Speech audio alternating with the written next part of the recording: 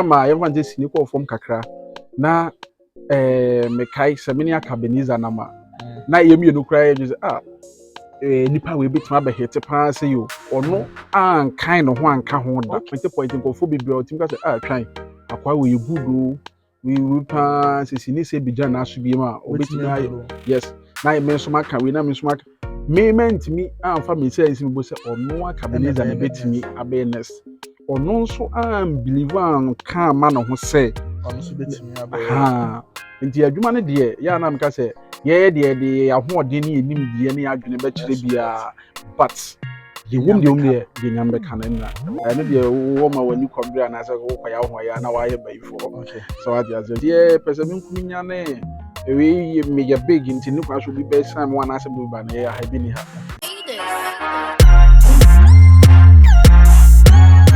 ɛna deɛ me ko day trash me ko day trash but day trash na me ko na nye TV3 ho na me ko me ko twan ho ho day trash na day trash acha sɛ na me ko pege ho senior wazu pacho wi aboko de nyame adom wi aboko ye de nyame ase na day trash to so beto me stop ya beto sɛ ye ko ye nim ntia no so abetom aba afi aba na yedi na we ne try god date rush such channel on the din channel on the din no na eno no date rush na ye it's eno emra be ne da ho rules be na govern so we over date rush rules are say wa we matured say obetimi aware and abetimi afọ ba nti no wa obeba bi na we say we make sure say we free 18 years we matured okay akwa akusi nkokorafo ne mrafo so nkokorafo nyina timba ene boy ski ba boys boy ski ba I don't know about peges ni nyina ne mama kali so ba wow okay this is pa ono so be boy wow asemo se wa yesu gyina na so na squad gyina ono no wa no se obedwan ba te no pa chinchina atwan ya china obegyina obechire ni obechire ma wa so obem obia ehun wa oye impressed with how our YouTube is equal because you can't the fapping man as a fundamental of YouTube comedy oye pioneer you ntimi nyum free mu da one now starting nkofo bebre so follow ohun sa de na say utwa wani hwebre man and we location echina we location we were how ohun say how do you feel like ni gisem so an say ni nyina ye adwuma na ye na say de say wo ye adwuma na adwuma no mu etre na adwuma no so ekosoro nti na wo fa na ho si we ye adwuma basa na akoye ni gisem na just akoye ahoho me bisa say because emprempi no mo se Kumawood ahoye ani ni bro maybe I was starting one was started but we twa bi as ade you cry na me starting no wo ye minim so ate sa question na me we ase bibia ne ho a enye nipa bi na di kan ye na ade bi abedi kan ye se ye papa nko ade bone kora no obi di kan ye obi ye bi to aso na ade ye papa enti se obi ye bia eno de wo ma wani kwabra na se wo kwaya ho ya na wa ye bayifo so ade as because adwuma wo nko a wo ntimi ye ena nipa dodo ba mu nso a ena eboa ma adwuma no etumpon ti ba sa na ho se adwuma ye ena nyame adom e kona nipa mo de buy characters are mo de build no mo ho say characters no mo ye okay characters abapa I won't say ye na artist in the na ye wo hodada ena esa bae ebi abeka ho ena ye artist nso abeka ho nti adwuma no mo ahyekena ama otim say aye perfect okay me producer bi a friend okofo me name so nim na producer okofo e komo na asema odi to dwa na say senka movie da so te say first na enka e kan say chichiku eno hu no so next icon for Kumawood wakana sa wakana yi say wachire na ahun say ye tiene say sinia nkasa no obi ntimi nkyere say for the next say we ne be say saa de ni nyina wo nyame ho ahun say time a ye fanje sini ko fom kakra na mekai sɛ mene Akabenezer nama na yɛmienu kura yɛ say nipa we betima abɛhete paa sɛ yo ɔno ankan no ho anka ho da okay no Akabenezer no hu no sɛ Ebi ohun we us we when betimi abe yes pa. or no point go for be team ka say ah try akwa we good o we pa sisi ni say bijan na so bi ma obetimi yes na me nso maka we na me nso maka payment mi amfa me say nsi bo say ono Akabenezer na betimi abe next ono nso am believe an kan ma no ho say Ono so betimi abe aha nti adwuma ne de ya na me ka say ye de ahoɔden ne enim de ne adwene be kire bia but the wom de nyambe kan na ɛwɔ hɔ ɛkɔyɛ ɔno a ɛyɛ good because boy no ɔyɛ adeɛ ne ho ɔsɛ me kai me day treasure me twa ya last week and last 2 weeks na was so na okɔhwɛ comment section no na wɔhwɛ how nkɔfo si bo ne din ne how we si bɛyɛ adwuma na team say yes boy no future wabɔ adwuma but yen hwɛ offer yes or no ho yi ne ho no wa amananyo no nko a yeah wasom kane si boys ni nyina bebre nipa bebre I think say na ye nam ne wa ye ofie ne ka se no ade bi o fa ya obi wo ho ankɔ ye pesem nkunya ade na besim so ɔde wutwa kra na yeah ɔno shine no pese kata so but ɔno no eyi wo pie se ne be ya wo na ɔde waba foforo nkɔfo bi ho yeah saa ade no wo ne sen efiri Akabenezer side de tie ne say ye ya ha anase ye ya adwuma ye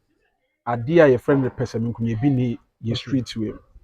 ade a me nkwa me dia boso street way bi nim enti so hu say ofa na Akabenezer yes ade na ono no efiri tetenye ne e na obeye saa ade we efiri tetetete ana like one shed down enyina sinimu yiye kura na ade a no wo ye openipa makwala ni yamwa no ni amani mekai so ofa kura tata me asa me no ofa me ntwa very good that time na YouTube comedy near yes to no efiri tete no ye no ma be China me no China advert bi no mekai pa oh enti ono no efiri tete enye sinimu kura na abonten ne boys ana wono nam obi obo ni pasa enti ya ade a ewo no mu enti pese me nkuminya ne ewe me ya big enti ne kwa so bi be sam wana ase bi ba na ya ha bi ni ha de hia ne se wo no adwempa na de no betimi aye yenso support o se de support no ne de ata wachi rules and regulations when our team bebre on say ikuo bia no panyini wom ana ba bia ye adwuma bia no empanifo wo ho aha na enkwala nso wo ho ye nyina aha de wo ba ha on say wa say once di kura hu se bi ne ye nyina edi agrope but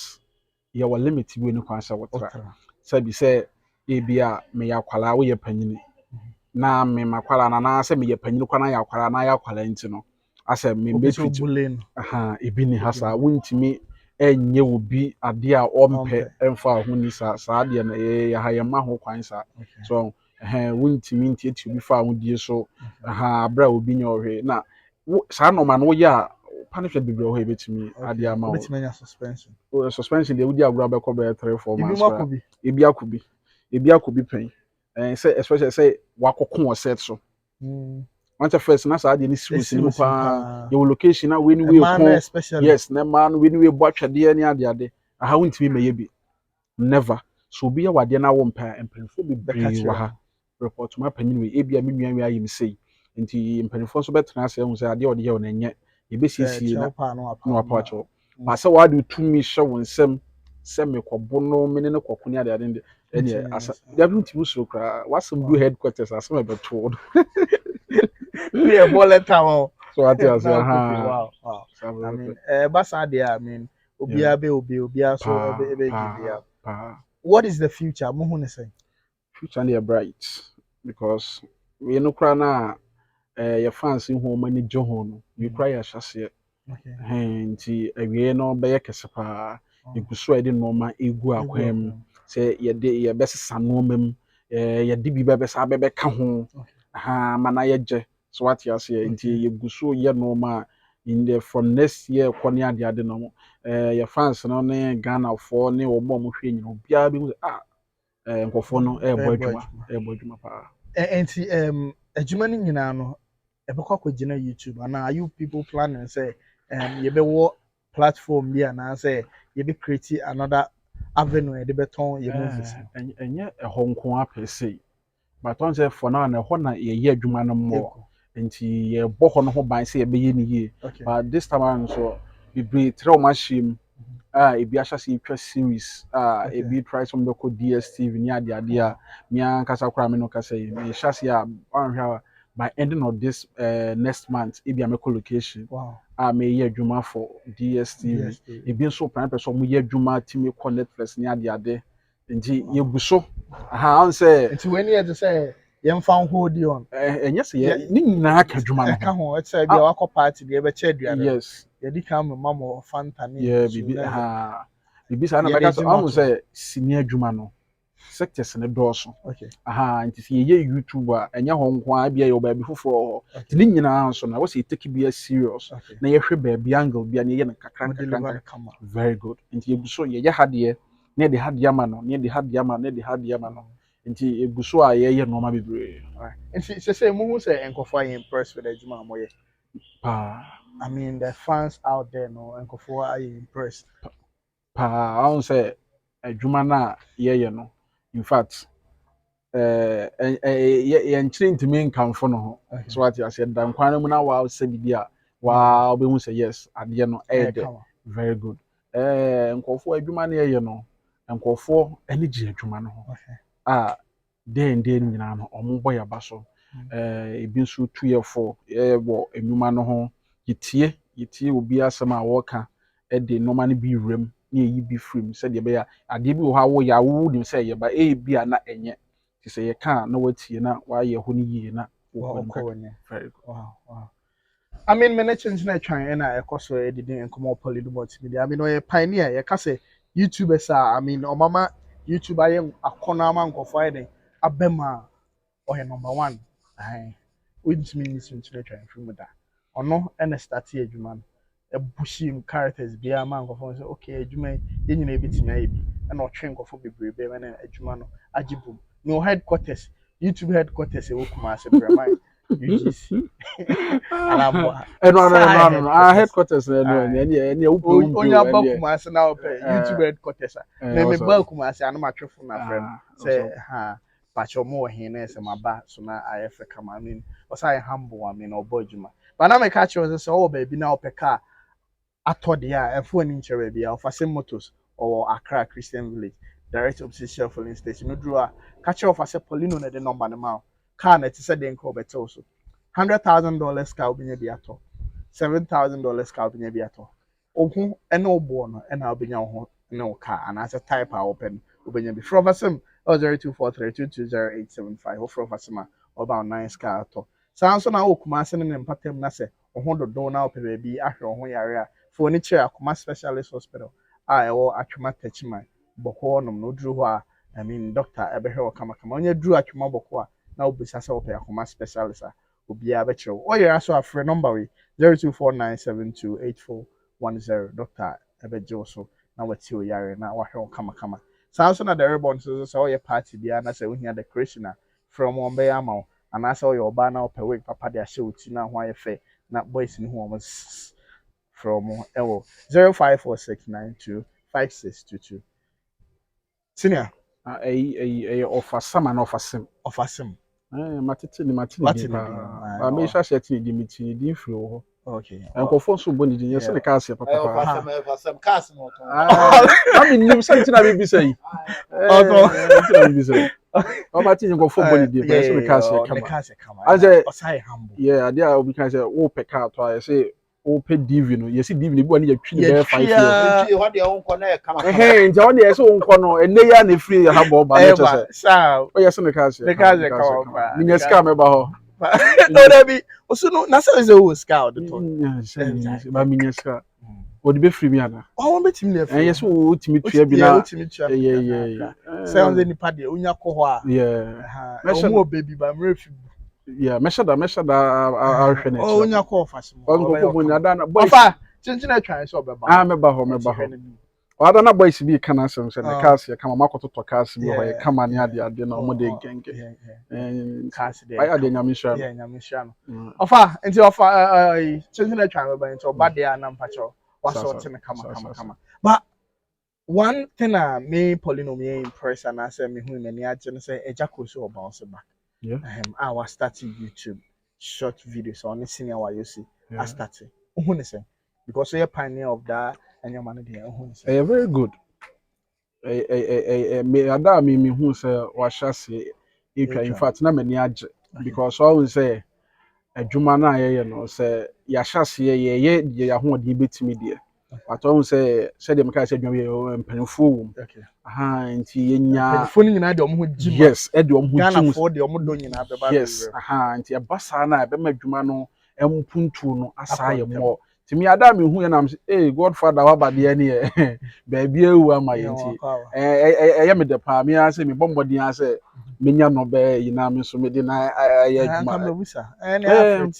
me frɛ taba manager no one number me frɛ am na kasa because be manager pa ase menya akonya se me ne ne yɛ adwuma wo YouTube channel ebe boa pa but aside YouTube one na Asia cinema that time one na Asia cinema ache kutwa si me agya ko azonto na okay ye dances me ko ye dance competition na me ka ho no so ka ho ne ba ache okay but now who is saying can home na ahu say so wa bonten say de obesi atidin no wo ahwa ahu say wonhu ne da na wo sa time say de agya kudin wo abeka say bia onante soro kra na bibisa okay obeka so ye de onante soro ha abeka so no onante but wo kona say wo hu na o din komo bi na bia wo gina okra woni mu okra no ase na wo kasa hwe wani ma ase ase ono na e kana yeah me hu sa de just go for mu di but still na no tum so ahobrase no ho ti abasa na na ama ye nyina na hye nkran ne yeah nti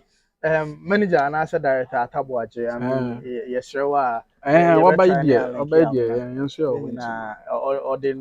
legendary status abe support your channels na me nyina yekoye ni na Ghana film industry no enkofo asanya mudo Ghana for feeling pa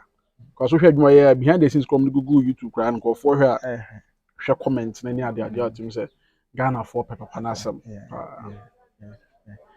mi hu amatundra ho yeah so how ba okoye adwuma I'm impressed with how amosi here say and say of a year adwuma but wait me obi atimi kɔ ne location yes ye fro wa ha wo kɔ ye adwuma nti mu hia omo kra na ngofo from mo kɔ ye mo kɔ me per se se me ye madwuma na obi hia amatunra se de wo kana me megya me madwuma no akwaya aba wow yeah ye ha wo obia kɔ ba bi chichiku 3940 see confuse omo Jordan boys ni nyina even e toda crop ye adwuma na so obi hia boys na otimi ka so okay mo nkɔye ma no na say bia nipa ko no ehia me wo fa na mo nkɔye ma na me ame so me nya madwuma say na oba so boys ni ha omo ye adwuma wo ba bi e na ofa enso eye adwuma nti ye adwuma na eye no ye nhyɛ nipa so kyenkyena say ye say ye na ye do ba ya na say ye na ya ye say nti no ye ntisa because we ka say me na me do ba me na me hia wa de na akɔye amo ye dabi na akɔye amo me so me twa adwuma dabi ye ti asɛm ye ti nipa ase so ati ase aha wasa oni nipa ye adwuma wugya ne pema no odo enoma bi wo ha wontime entra de but adwuma no mu ahotɔ de wasa wugya ma no no a etimi ye noma bi o de ha okɔ wakra menua e bia ofa me kɔ adwuma wa ha kɔ no akwaya ba simple na so kɔ hwɛ o wi nti producers no and as old producers no won say e bia fro say bia my guidelines ne so e be see be YouTube oh yes e bi kra wom okay ebi kra wom dada ebi wom so producers say osewus kra say osewus wom na virus kra de minka so e producer na so ya artist so de ebi onu so dada ebi wo wom be ref ebi wo wom ebi peace and love kra na so onu so ahyase eye no nkakra na me kan me gu so e Brema UGC YouTube headquarters na me ne headquarters una SU na o ye regional director na say o ye de onu be SU headquarters SU na nkasa no na me gina ha na ye di enkom I mean Akabenezer am so ye adwuma ha very beautiful and remember ye ko dey trash so won hwe dey trash da me see native tell asem na me ka wa ha we try God TV on YouTube here and remember ye ko but ukọ a previous episodes ni na be ho nti yeso ye ko so numre ensem besi ko her girl menya what you say Me dem quite be between me and 5 and then the boys no challenge. boys And then men trim no ntwema no the ope bia me pe me nim dia me pe e ho na be so your boy aha be say mu so boy am a real ganga okay the ope no na me pe okay aha the ope bia me nim dia me pe me nim dia me pe but the drew on the ope bia me so me pe Matias it's a baby gidi and see o final words are be ma here for ne the meka nyina no say ye doma se o ma na ama ya say because o mu ni ho a enka ye ni ho enti se dom sie ma e de bia no o mo ko so mo nyama na nyame hiro bi bia okay nyame hiro bia o he aka ale o were that's it today yeah no you no so or no obi fine wait da bu na kunu ai tuka what dey go go for tuka ba dey go go for how ya